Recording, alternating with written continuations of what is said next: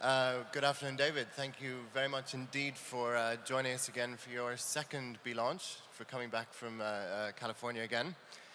So I'd like to just introduce David Lee.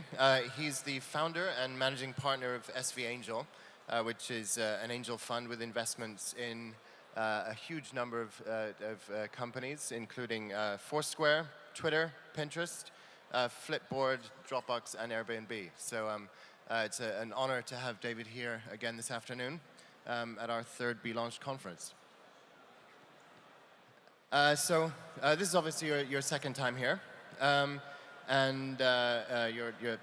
wonder if your view of Korea has changed at all since you were here last time. Obviously, last time at beLAUNCH was, I think, your first time in Korea. Just wondering if anything has changed at all since you were here last. Sure. So first of all, I want to thank the people at beLAUNCH here for having me. This is a great event.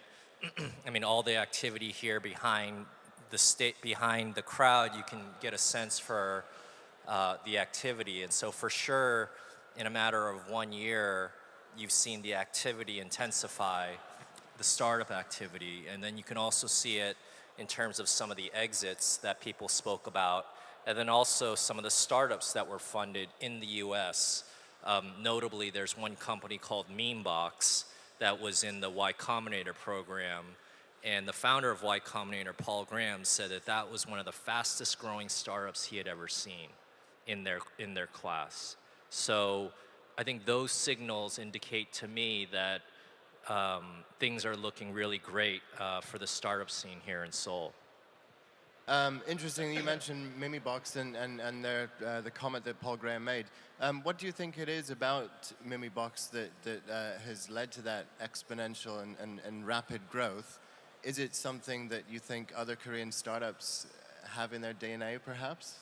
Yeah, I mean, I think it touches on a theme that technology is now global, and some of the best practices that only a few people had even 5 years ago, everybody has now because of blogs, because of the open internet, because of MOOCs, because of online education.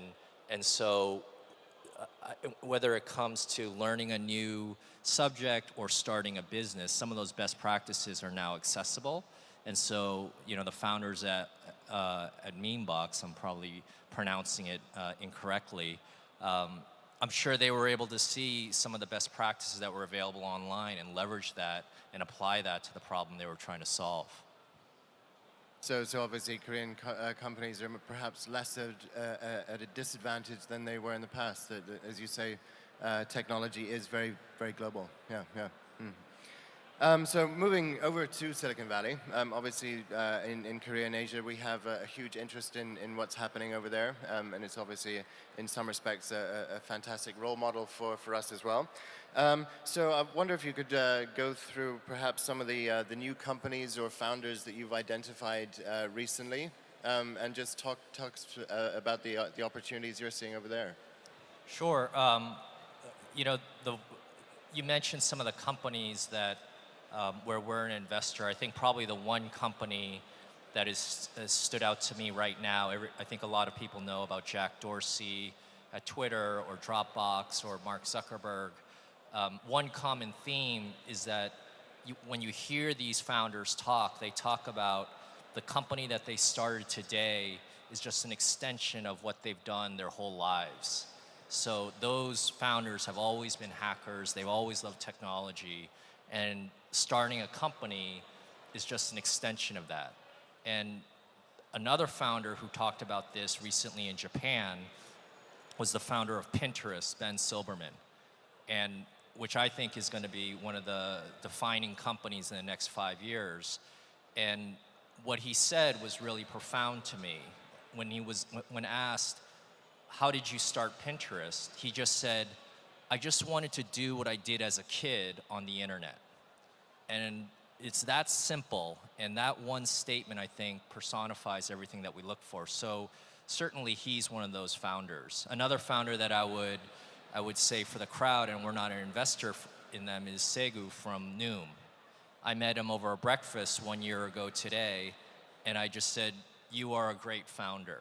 And he has this charisma and leadership potential that I think transcends geography and region and expertise. Yeah, Noom is obviously also having good success in Korea now as well, and are supporting our conference here as well. Yeah. So you've been asked this question many times, but as a refresher for the Korean and the Asian crowd, you've obviously got a great track record as an investor. But what are some of the qualities that you look for in a successful entrepreneur? I wonder if you could just go over that for us. Sure. So I think I talked about it a little bit earlier. I think one of the things that I look for is a founder, and this doesn't necessarily guarantee success, but people who work on something that they've worked on their whole lives, or they have a certain domain expertise. I mean, if you think about outside of investing, Warren Buffett, the great American investor, he watched and studied stocks since he was 11 years old. And I think that's a common trait that you see in these founders. They're always, it's almost like a professional athlete. You get to do what you love for a living. And so trying to find that is actually quite rare. And then the second attribute, I think there are two other attributes. The second attribute are those people, they view the world a little bit differently. And so everybody may look at a certain problem, and probably 99 people will think about it a certain way. And then there's that one person who will think about that problem differently. And that unique insight is usually the key to what allows them to create something special.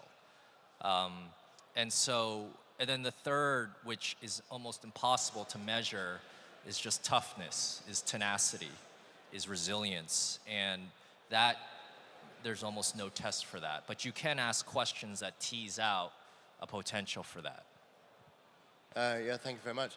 And now, obviously, startups don't always do things perfectly. I wonder if you could also highlight for us some of the common pitfalls that founders make. I don't know if you have any personal experience with common pitfalls that are unique to Korea, but what are some of these pitfalls, and how can founders avoid them? I don't think this is, I mean, at least with the startups that we've worked with, I don't think that this is unique to Silicon Valley or Korea, but one of the mistakes, if you want to call it, or things to look out for young startups is actually raising too much money at too early of a stage in your business. Because I actually think that having less money creates a real constraint on your business. You're forced to make decisions faster. If you have money, the reality is you're going to spend it. It's human nature. And people say they're not going to spend it. 99 people out of 100, when they have the money, they spend it. And so what happens is, when you hit a rough patch in your business, you think the way to get out of it is hire more people. And that can disguise the real problem in your business. And so if you look at a lot of the great companies over time, their initial financing was $500,000, $750,000. And you don't want to raise it because you don't want to impose an artificial constraint on your business, but you also don't want to raise too much money, and you want to maintain a certain discipline. Okay.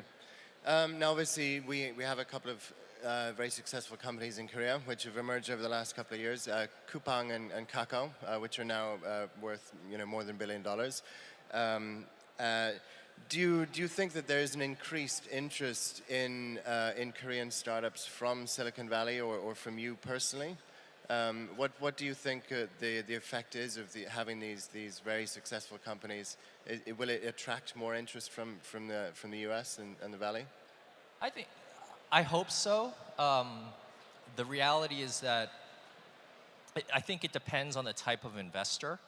I think there are investors where investing to them, it's very important that you're close to the entrepreneurs you work with, because that's how you feel like you can have an impact on the business.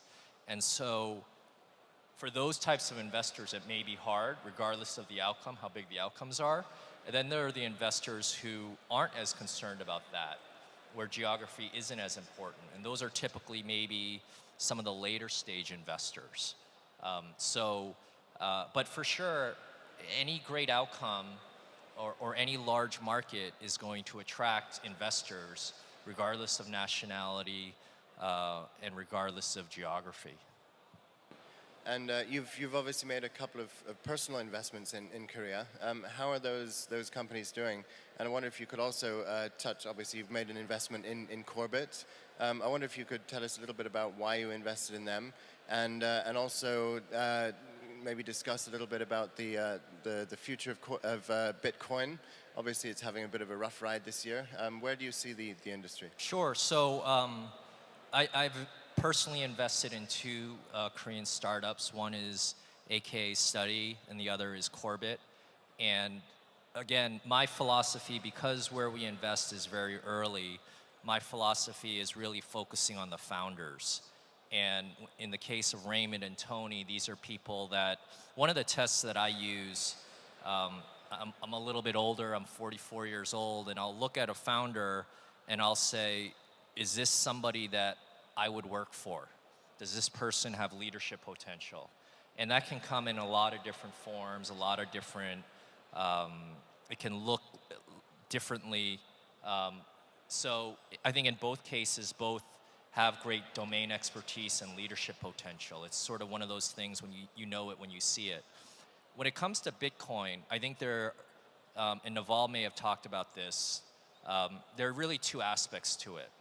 The first is the currency, and the currency, which is, which you mentioned, a rough ride, and it has had a rough ride in the last year, but if you look at the overall graph, it was $30 maybe 18 months ago, and it's at 400. And so the currency is something I'm probably less interested. I think the technology behind the currency is, I don't think it, I do think it's the greatest technological breakthrough since the internet. And if I were a young entrepreneur and I had to bet on one thing, it would be that technology. I think the internet is a computer network that created a network effect based on information. Bitcoin can be a network effect that is fueled by money, that's fueled by value. And that to me has enormous potential. And with these technologies, whether it be the internet, Bitcoin, 3D printing, bioinformatics, Bill Gates said this, we tend to, the technology in the short run is overhyped, but the impact in the long run is underhyped.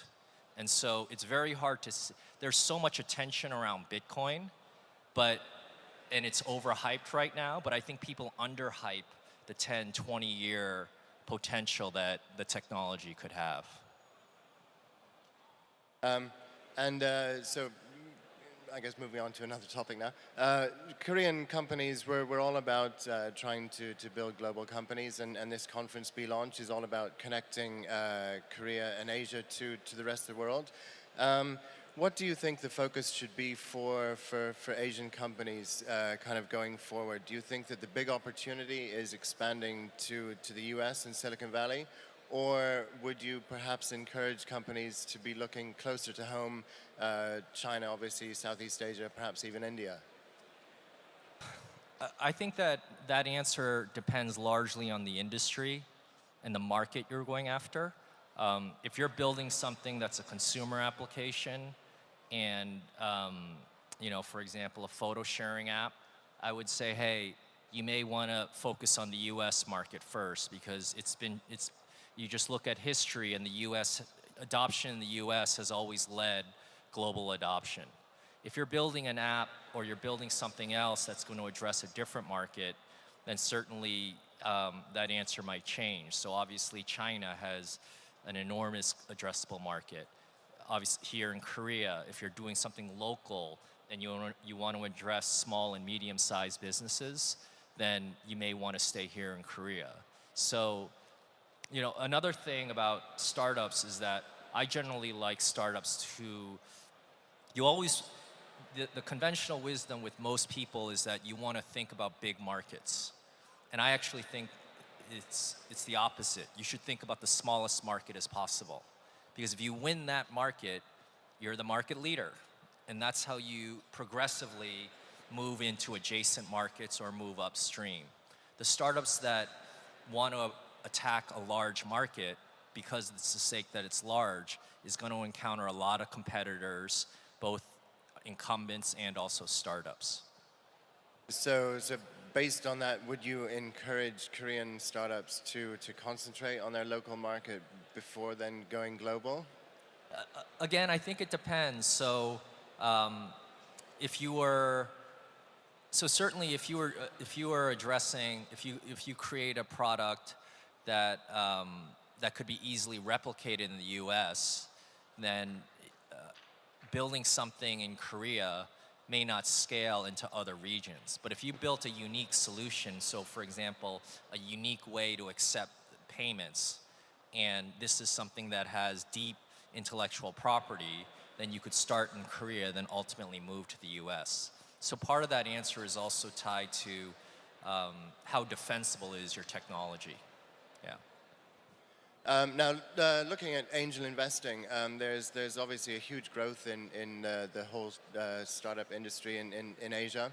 And I've been speaking with people, you know, angel investors across Asia, and it seems like there is a large pool of latent angel investors in Asia, but perhaps a lack of kind of community and organization bringing them all together.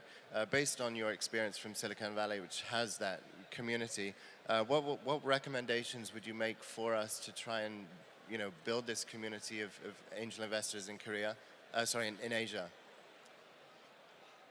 It's a great question. I mean, I think conferences and get-togethers like this are hugely valuable in getting people together. I do think what Naval has done with AngelList is one of the most revolutionary things in private company investing, in terms of creating a platform for any company to raise from anybody.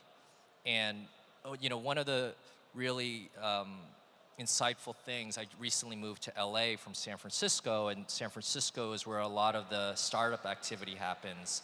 And a very smart founder said to me, you know, everybody thinks that the killer application of the mobile phone is location.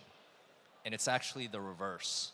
It's actually the mobile phone kills location. It makes location less important. And so whether it is a virtual or actual get-together or meetups, the more you can network together and share information, I think the more you can foster an ecosystem of angel investing here in Korea. Okay, we've got just about 5 minutes left. I'll ask you one more question, but just for the audience, I am going to open it up to a short Q&A session after this. So if you could think about some questions you'd like to ask David Lee. And for my final question for you, is there any kind of killer advice that you can provide Asian and Korean founders with to help the whole ecosystem here in Asia grow? I think there are two.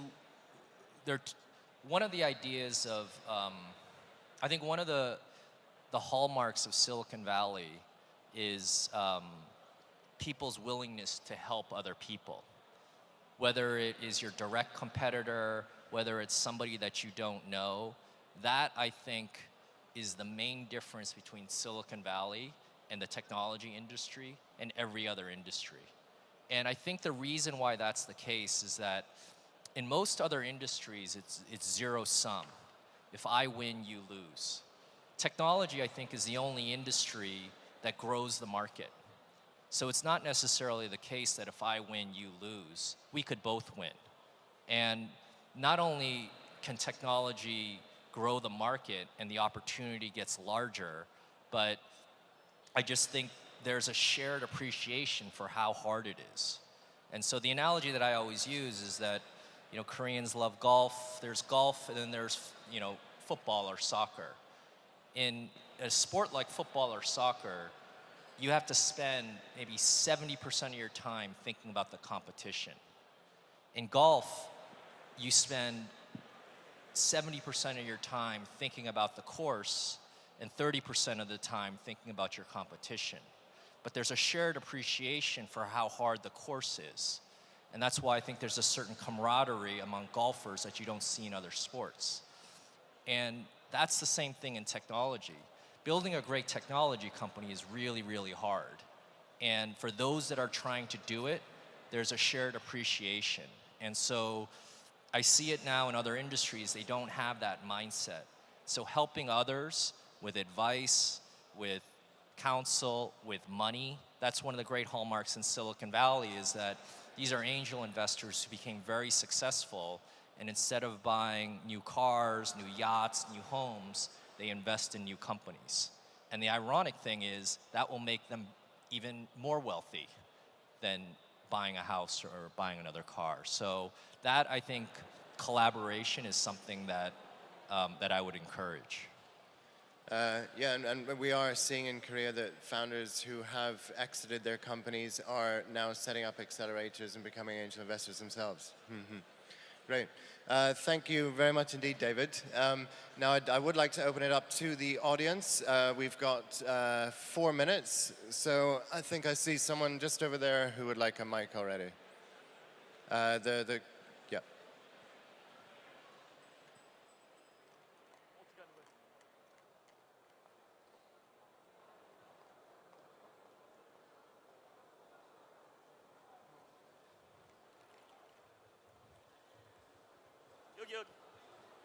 예, 안녕하세요. 저는 한국에서 창업을 준비하고 있는 Sorry, David, you don't understand Korean, do you? No, I don't, sorry. Do we have a translator? Yeah. 예, 한국에서 창업을 준비하고 있는 25살 이재선이라고 합니다. 그 많은 스타트업들이 투자를 받는 방법이 물론 VC들에게 투자를 받는 방법도 있겠지만 그 크라우드 펀딩이라는 방법도 있잖아요. 그래서 실제로 스타트업 중에서 크라우드 펀딩으로 투자를 받아서 성공한 기업도 있었고 실패를 한 기업도 있었는데 스타트업들이 크라우드 펀딩을 이용하는 방법이 어떤 식으로 활용했으면 좋겠는지, 그리고 앞으로의 크라우드 펀딩 시장이 어떻게 될 거라고 생각하시는지 그 의견이 궁금합니다. I'll summarize. So obviously for startups there's ways to raise money, and you can raise it from VCs and angels, but now more and more companies are seeking crowdfunding. And in the event of crowdfunding, would use of proceeds be different from when you raise through angel and VC investors? And what do you see, how do you see crowdfunding continuing evolving? Is it going to be an upward trend on this? Yeah, I think when it comes to crowdfunding, I think crowdfunding, at least in the US, is the biggest development in how private companies are financed in the last 10, 15 years. And I think the logical conclusion, if you stretch it out in 10 years, every company is going to be financed using crowdfunding. I don't know if that will ever happen, but that I can see that world happening. And the conventional wisdom is that crowdfunding can be a great thing, and it may not be it depends on the company. Because for a company, one of the things or aspects that venture capitalists purport, or angel investors purport to do, is they help the company or they add value. And you may or may not get that in the crowdfunding model. But I happen to believe that you will get that in the crowdfunding model, and everything that can be automated by software will be automated by software.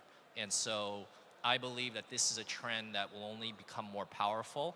I can't speak to the global, how it will look globally, because it does depend on each region's regulations and legal regimes, but it is probably the most powerful force that I've seen in private company investing in the last 10 years. Okay, and we've got time for one more quick question.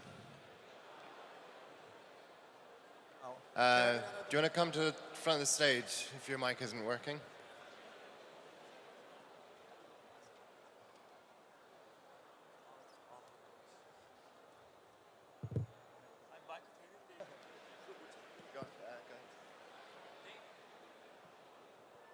It's pretty obvious that technology such as the mobile phone or social networking has transformed our lives monumentally. But there are some demographics that has been left out. An obvious one is actually senior citizens. Do you think mobile technology or social networking can have an impact on lives of senior citizens? If so, like how do you envision it? Yeah, I mean, absolutely. I see it. You know, they might be the last adopters. You know, they're the last ones to really adopt new technologies. But over time, they will adopt these technologies, and particularly in the area of health and in the area of, you know, at least in the US, this movement towards doctors being compensated for actually healing the patient instead of how much time they spend with a patient. They're actually encouraging their patients to take their own blood pressure or to measure their own blood levels or to measure their own body fat. And you can do all of that with mobile technology now. And so whether it's by choice, design, or obligation, I think it will have a profound effect on senior citizens. My mom has an iPhone, so you know, I think you're only going to see that, and my dad. So you're going to see this develop with time, and also you're going to see, you know, over time. I'm going to be the senior citizen in 20 years, and you know, there's a generation right now that was born that doesn't know what life is like without the internet, and so you're just going to see that happen. It's only going to become more and more intensified over time and with generations. Social networking, I don't know. I think that will be. That feels to me like it will be more generational. Again, I think there will be, you know, two generations behind me. I don't think they know what their life is like without social networks. Whereas, you know, with my generation, maybe 50% of my friends are on social networks. So over time, I think that will become, I think there's social networking and then there's social technologies. And I know that sounds like a distinction without a difference, but there are ways of, you know, my parents or senior citizens, they may use Yelp, they may use user-generated content, and they don't know they're using social technologies. So for sure, over time, it's only going to become a bigger and bigger factor. Thank you very much again, David, for coming back to beLaunch. Thank you very much. Thanks for having me.